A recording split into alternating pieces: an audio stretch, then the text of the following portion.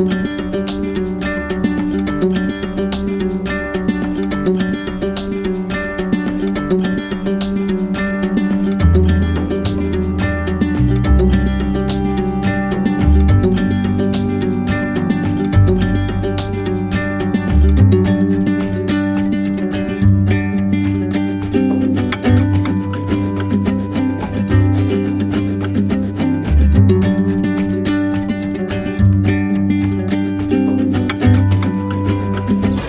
guys, welcome to my vlog.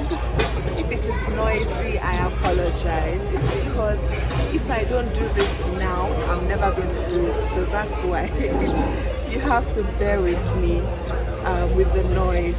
So I am in Malta. Yes. I'm in Malta. I've been here for a couple of days. I'm leaving now, and I just thought before I leave, let me just do this vlog now. Let me just do this recording now, because I know that once I get to where I'm going to, I'm not going to do. So I hope to upload this video today and get it over with. I know that yes, I did a video, I did a YouTube video in Malta. So I've been here a couple of days. I flew in from France, and I have to tell you, I absolutely adore this island. I absolutely love it. I cannot wait to actually show you everything that I have seen so far, every experience that I've had so far. I also have to tell you that it is excellent value for your money. It is one of those destinations in Europe that I feel like you can get the most value for your money. France I found to be overly expensive compared to this place, and I felt like I got to do so much more here at relatively lower cost. So yes, come with me to everything I did here. So I did a city tour, I did a wine tasting, I went to Comino, which is another island here in Malta. So it was just all around good vibes, all around fun. So yes, let us go. Ciao. Hi guys, welcome once again to my Malta vlog. As I said earlier, I flew in from France with Air Malta. It was just about 2 hours flight. It was a very pleasant trip, and I was just so excited to land on this beautiful island. So Malta, by way of explanation, is an archipelago of 3 islands, and their names are Maltese Island, Malta itself, and then you have Gozo, and then you have Comino, if I'm correct. There's just something so beautiful about how the buildings in this island have been very carefully preserved. So most of these buildings that were built with limestone, and because essentially that's like their only natural resource in Malta.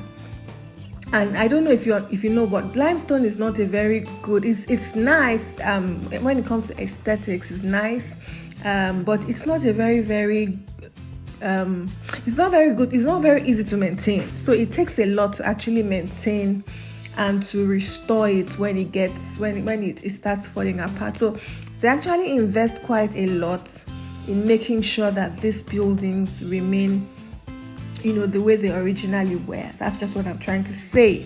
So I had a city tour, a walking tour by myself. I walked around. This is the church. It's the oldest church in Malta.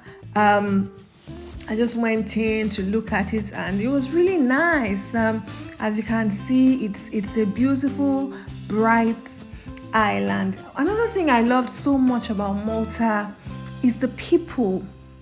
I felt that the people were so warm, so welcoming. I loved their lifestyle. I loved how traditional, how traditional yet accepting and welcoming they are. So some people complain that when they visit a lot of countries that are very touristically inclined, that these people don't have their own culture, that they seem to have imported a lot of culture and lifestyle just to impress their tourists. But I didn't get that sense in Malta. I got the sense that they are their own people. And you are invited to come in and enjoy their life and enjoy their island, enjoy their way of life, but they're not necessarily trying to become like you. You know what I mean? So I just really, really, really loved that about them. Now you see this green color. Okay, I'll come back to that. This was on my way to the island Comino. This was a really beautiful boat cruise.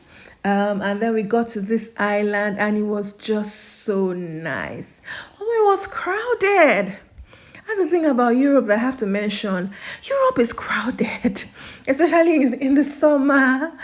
It's just so many people. And, it's funny because I come from Africa. I used to think Africa was crowded, but actually Europe is so much crowded, more crowded. And I think it has to do with the square area of land they have and, how just not proportional it is to the population of people living in the continent. So you have very densely populated areas and so many people, so you just cannot, it's not a place where you go to have maybe like a quiet time or just want a chill vacation. You're going to find people everywhere you go in this place. I mean, I could be wrong. I've not been to everywhere in Europe in summer, but I mean, all the places I've visited so far are just very, very, very busy. So I loved this island. This was Comino. Comino was, I felt like the water was giving Zanzibar. So come with me as I go on this wine tasting, which was the third experience I had in Malta. This wine tasting was so, so, so, so good. I'm not even going to lie to you guys. Before we got there, we did a 3 cities tour. So apparently there's some 3 cities in Malta. I may be getting this information wrong because I don't know their names. I do know them, but I can't call them.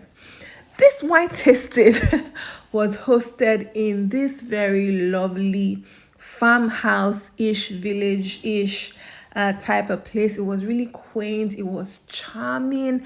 The whole environment, the ambience was convivial. It was joyful. I felt like I was a part of their family. This was it was the best wine tasting experience I've ever had. And I loved it. I took my wine lessons very seriously, by the way. I made sure I tasted everything, smelled everything. Because who knows, one day we might be asked to stop a war through our knowledge of wines. I mean, you just never know what the knowledge of wine can do for you in the future. So yeah, this was really lovely. It was really a lovely experience. I 100% recommend for anyone who's visiting Malta. We're coming to the end of this vlog now. I hope you have learned a thing or two. Granted, it is not one of my best works, but I hope you enjoyed it. I hope it inspires you on your next vacation to Malta. Please come, you'll love it. Ciao! Okay guys, I hope you've enjoyed this episode. I hope you learned all you can about Malta to help you when you're traveling or when you're coming here.